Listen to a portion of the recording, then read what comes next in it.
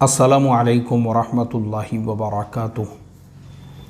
मोहतरम भाइयों, बुज़ुर्गों, दोस्तों, सऊदी अरबिया में तबलीगी जमात को लेकर जिस तरीक़े से बदगुमानियाँ फैलाई गई, गलत फहमियाँ फैलाई गई, उसके लिए वो लोग ज़िम्मेदार हैं जिन लोगों ने तबलीगी जमात पर यह बहतान और ये इल्ज़ाम लगाया कि ये मुशरिकीन की जमात है, ये शिरक का काम करते हैं। और हमने अल्हम्दुलिल्लाह उनको जवाब दिया। बहुत सारे लोगों ने ये इश्काल किया, ये एतराज़ किया कि भाई तबलीग के जो साथी हैं उन्होंने भी भारत के बहुत सारे शहरों के अंदर जो हमारे सलाफ़ी भाई हैं, अहले हदीस जो अपने आप को कहते हैं, उनकी मस्जिदों को तोड़ने का काम किया या उनकी मस्जिदों को बंद कराने का काम किया या बहुत सारी मस्जिदों में उनके साथ में लड़ाई झगड़े किए। तो देखो, सबसे पहले मैं आप तमाम लोगों को ये बता दूं, किसी भी मसलक के बारे में बात करना या किसी मसलक की मुखालिफत करना या किसी मसलक वाले को छेड़ना, ये तबलीग के उमूर में नहीं है। पहली चीज़ तो आप ये याद रखो।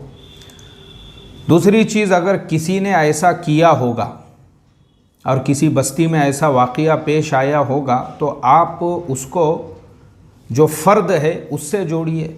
जैसे ये काम रफ़ीक भाई ने किया है या शफ़ीक भाई ने किया है, आप उनसे जोड़िए, उसको इस जमात के साथ में मत जोड़िए। क्योंकि हर जमात में कुछ लोग ऐसे होते हैं जिनके अपने कुछ पर्सनल काम होते हैं। हम उसको बुनियाद बना के पूरी जमात पे नहीं थोप सकते। और मैं आपको हर जमात में ऐसे लोगों की मिसाल दूंगा, अभी आगे मैं देने वाला हूँ।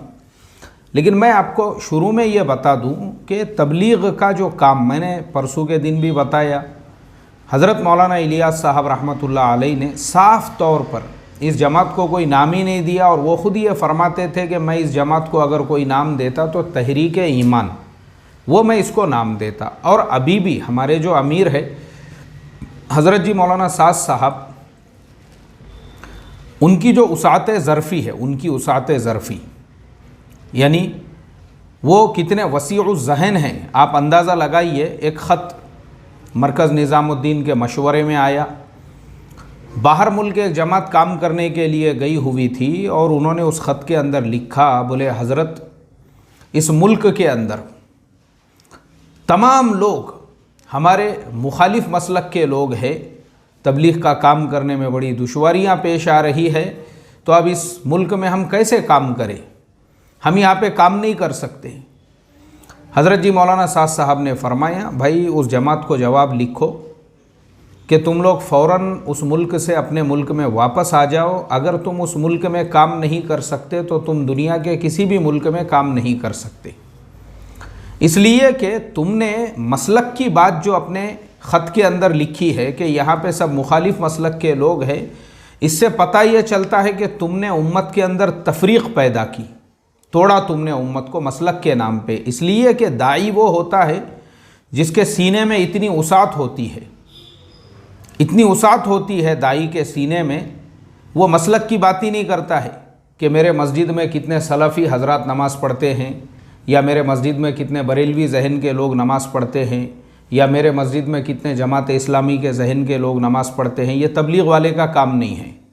तबलीग का अपना सिर्फ़ एक काम है, उसकी एक मेहनत है। और मैं हमेशा बोलता हूँ कि ना तबलीग का कोई अपना यूनिफॉर्म भी, जैसे बहुत सारे लोग जो है लंबे जुब्बे को, छोटे पाजामे को, बाज़ औक़ात सर पे अमामा वग़ैरह बांधने को या कंधे पे रुमाल रखने को तबलीग का यूनिफॉर्म समझते हैं। ये तबलीग का यूनिफॉर्म नहीं है।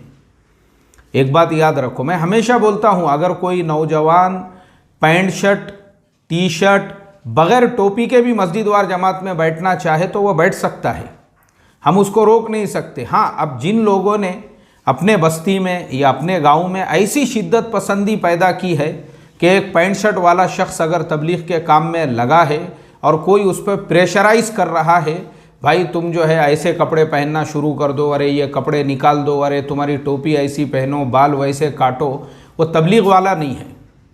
ये सब चीज़ें तबलीग में है ही नहीं। तबलीग का ना कोई अपना यूनिफॉर्म है, ना तबलीग के अंदर जो है इस तरह से तफरीक़ है, बल्कि तबलीग के काम में इतनी वसात, जैसे मैंने बताया हमारे हज़रत जी मौलाना साद साहब, तो इसके लिए आप जमात को देखो, जमात को, अफराद को मत देखो। अगर हम अफराद को देखते बैठते ना तो मेरे जैसा इंसान बहुत पहले ही तबलीग को छोड़ चुका होता था। मैं तो ऐसे ऐसे तबलीग के मशवरों में बैठा हूँ जहाँ पे मैंने जो है ना लोगों को ऐसी मारा मारी करते हुए देखा हूँ। मारा मारी जमात के मशवरे के अंदर कुर्ते फट गए, कपड़े फट गए, लोगों में मारा मारी चल रही है। और वो देखकर बहुत सारे लोग तबलीग का काम भी छोड़ दिए उन्होंने, हमने नहीं छोड़े। मुझे किसी ने बोला भाई तुमने क्यों नहीं छोड़े, तुम आज भी तबलीग का काम करते हो जबकि तुमने ऐसी मारा मारी देखी है। मैंने कहा भाई हमने इसलिए नहीं छोड़े क्योंकि जो मारा मारी करने वाले हैं ना हम उनको अच्छी तरह से जानते हो, लेकिन अब तबलीग के काम में लग गया तो माशाअल्लाह दीनदार बन गए। तबलीग के ज़रिए से अल्लाह ने इतने ऊँचे मकाम पे पहुँचा दिया कि अब जो है मशवरों में अमीर साहब बनने के लिए लड़ाई झगड़े और अकाबिर बनने के लिए मारा मारी कर रहे हैं। तो इसमें तबलीग का कोई कसूर नहीं है, ये रफ़ीक का, ये शफ़ीक का कसूर है। ये रफ़ीक शफ़ीक किस माहौल से आए हुए हैं हमको वो भी याद रखना है। और पता ये चला कि रफ़ीक ने और शफ़ीक ने आज तक उन्होंने खुद ने भी तबलीग को नहीं समझे। तो ये ऐसे रफ़ीक और शफ़ीक की वजह से हम क्यों तबलीग छोड़ेंगे? अरे भाई कॉमन सेंस की बात है ना। रफ़ीक और शफ़ीक इनकी वजह से हम तबलीग नहीं छोड़ेंगे। हमको हमारा काम मालूम है। हमने तो ये तो रफ़ीक शफ़ीक तो बेचारे गांव खेड़े के अनपढ़ और जंगली और जाहिल है। इनसे भी बढ़कर हमने तो उन लोगों को देखा हुआ है जो सूबाई लेवल पे काम कर रहे हैं। सूबाई लेवल पर हमने तो उनकी मुनाफिकत देखी है जो सूबाई लेवल पे काम कर रहे हैं। और हम जाना चाहते हैं मरकज़ निज़ामुद्दीन में 2 माह लगाने, क्योंकि हमारे मौलाना यूनुस साहब रहमतुल्लाह अलैह ने वो तरतीब बनाए थे कि हर ज़िले से लोग साल में 1 मरतबा मरकज़ निज़ामुद्दीन जाए ताकि वहाँ का काम सीख कर आए और अपने गाँवों में, महल्लों में, बस्तियों में वो काम चलाए जो मरकज़ वाले चाहते हैं। लेकिन हमने ऐसे भी मुनाफिकीन की जमात देखी हुई है जो मरकज़ जाने से पहले सूबे के मरकज़ में लोगों को बुलाते थे। बोले भाई डायरेक्ट अपने गांव से मरकज़ नहीं जाने का, पहले हमारे पास आओ। अब हम उनके पास में गए तो वो हमको ये सिखा रहे हैं, बोले देखो मरकज़ तुम लोग जा रहे हो ना तो वहाँ पे अपनी आंखें खुली रखने का और कान बंद रखने का। क्यों? इसलिए कि वहाँ की बातें बहुत ऊंचे लेवल की रहती, वो तुम्हारे समझ में नहीं आएंगी। अरे भाई जब वहाँ की बातें ऊंचे लेवल की रहती है तो तुम हमको भेज रहे क्यों? एक वक्त में 50-50, 60-60, 70-70 लोग जा रहे हैं मरकज़ निज़ामुद्दीन। और वही लोग जो हमको मरकज़ में कान बंद रखने की बात बोल रहे हैं, जब वो वहाँ पहुँच रहे हैं मरकज़ तो मरकज़ के अकाबिर के सामने ये पेश कर रहे हैं, बोले अल्हम्दुलिल्लाह अल्हम्दुलिल्लाह हमने इस महीने 60 लोगों को भेजे हैं खिदमत के लिए और अगले महीने 70 लोग तैयार हैं और उसके बाद के महीने। और फिर उसके बाद जब वो 60 लोगों की जमात मरकज़ से वापस आ रही है फिर उनको ये कहा जा रहा है तुमको अपने गाँवों को नहीं जाना है बल्कि सूबे के मरकज़ में आना है। फिर वापस आए सूबे के मरकज़ में, फिर यहाँ पे और उनकी जहन साजी की जा रही है। बोले देखो मरकज़ में जो तुमने काम सीखे और मरकज़ में जो तरतीब बताए ना वो तरतीब हम अपने गाँवों में, अपने देहातों में, अपने इलाक़ों में नहीं चला सकते, इसलिए कि हमारे इलाके के लोग वो सब चीज़ों को बर्दाश्त नहीं कर सकते, उतने कैपेबल नहीं है। इसलिए सूबे के ज़िम्मेदार जो बोलेंगे उस पर अमल करने का, सूबे वालों की जो तबलीग है वही तबलीग पे अमल करो, मरकज़ वालों की तबलीग पे मत अमल करो। मैंने जब ये जुमले सुना, क्योंकि मैं आपको किसी का वाक़या नहीं सुना रहा हूँ कि मुझे किसी ने आके मेरे सामने गीबत या चुगली या बहतान लगाया, नहीं, ये मेरे साथ पेश आया। और जब मैंने ऐसा सुना कि हमारी जहन साजी ऐसी की जा रही है और हमको ये कहा जा रहा है, मैंने कहा आए अल्लाह इनसे बड़े मुनाफिक मैंने मेरी ज़िंदगी में नहीं देखा। इनसे बड़े मुनाफिक कि एक तरफ ये लोगों की तश्कील करके मरकज़ भी भेज रहे हैं लोगों को और दूसरी तरफ यही लोग मरकज़ में जाके भी बड़ाई मांग रहे हैं, हमने इस महीने 60 भेजे, अगले महीने और 60-70 आने वाले हैं। और बाद में उन्हीं लोगों को ये सिखा रहे हैं कि मरकज़ में जो सीख के आए अपने गाँवों में करना नहीं है, तो फिर तुमने हमको मरकज़ क्यों भेजे थे? चौकीदारी करने के लिए, आटा गूंदने के लिए, गोश्त काटने के लिए, चूल्हा जलाने के लिए, खाना बांटने के लिए, दस्तरखान उठाने के लिए, खाना तकसीम करने के तुमने भेजे क्यों थे भाई हमको मरकज़? जब मरकज़ का काम अपने बस्ती में नहीं करना है तो तुमने भेजे क्यों थे?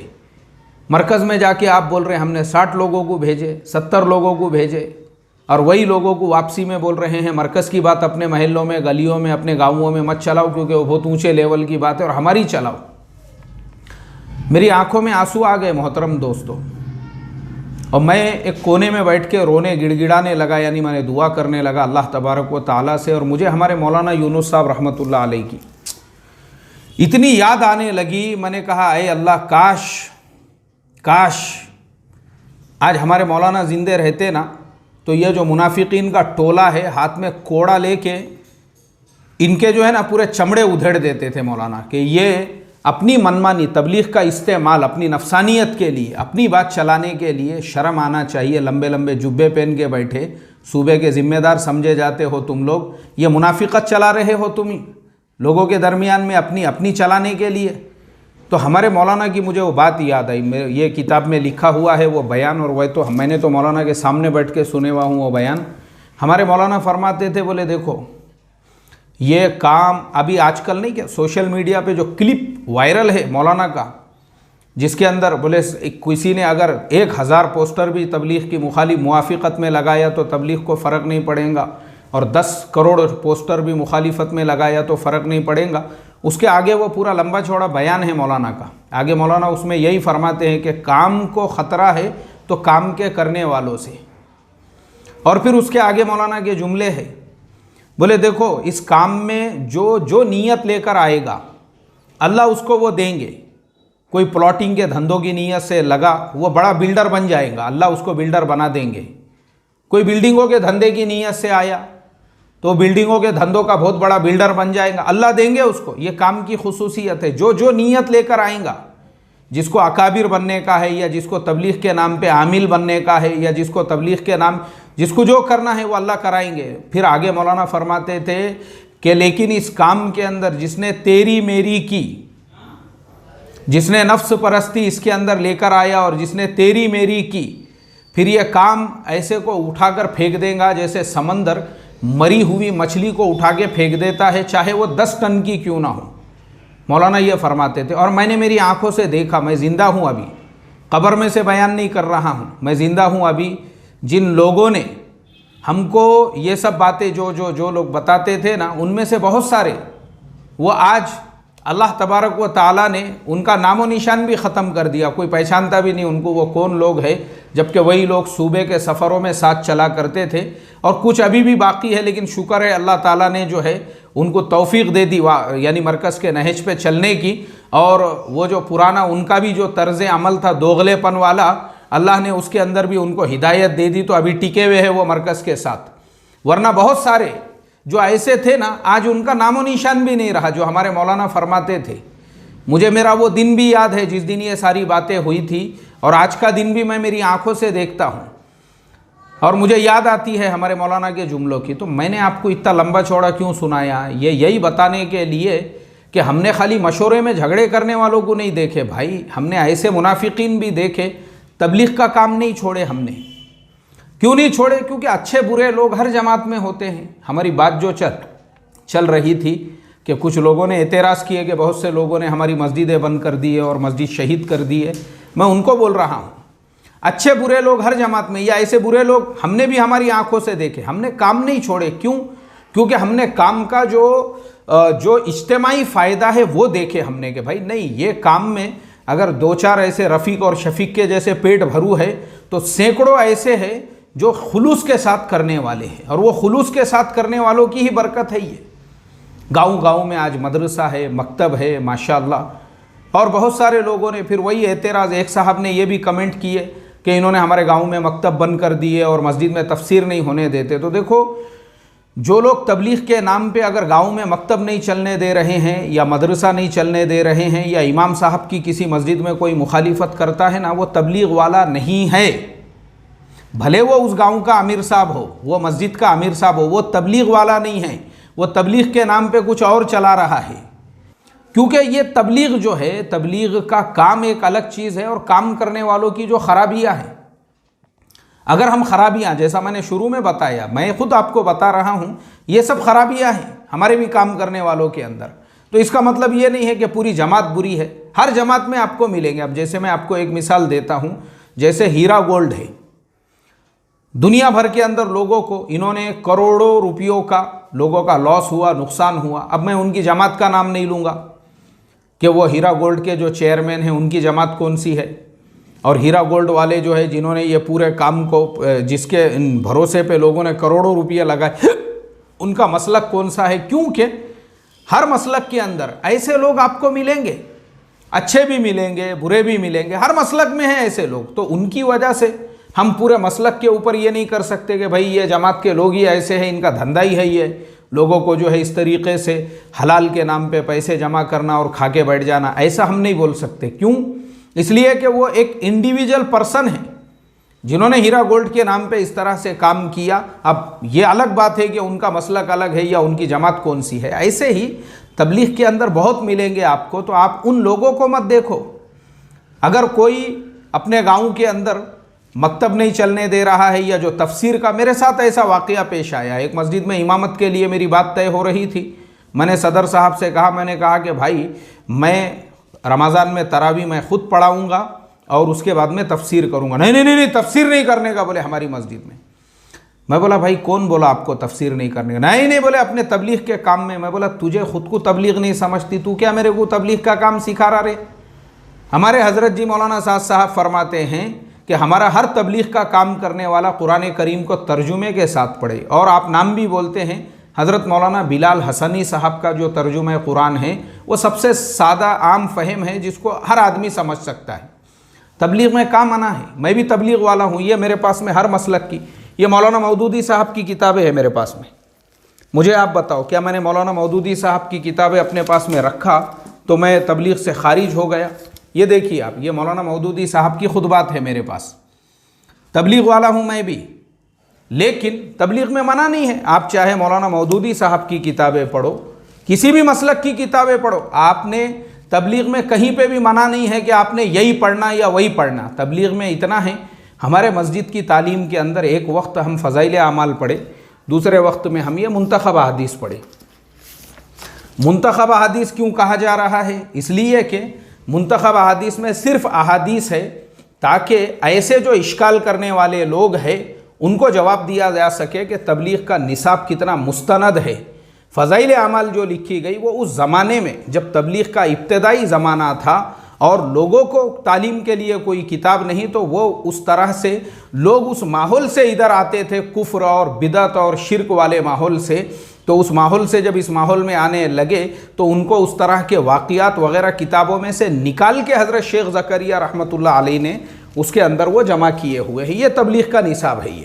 ये तबलीग का की जो है ये किताबें जो तालीम के लिए। और फिर कहा जाता है कि भाई हयातुस सहाबा हमारे ख़ारजी मुताले में, और हयातुस सहाबा के अलावा भी कोई भी किताब पढ़ो आप, कहीं पे भी मना नहीं है। ये जो मना करने वाले हैं ये एक्चुअल में वो चोर है, वो डाकू है, जो कुएं के मेंढक बन के बैठे हुए हैं, जिनको खुद को आज तक पता नहीं है किताबों के बारे में और मुताले के बारे में। मुझे बताओ ना, क्या मौलाना मौदूदी साहब की किताबें पढ़कर मैंने जो है तबलीग का काम छोड़ दिया?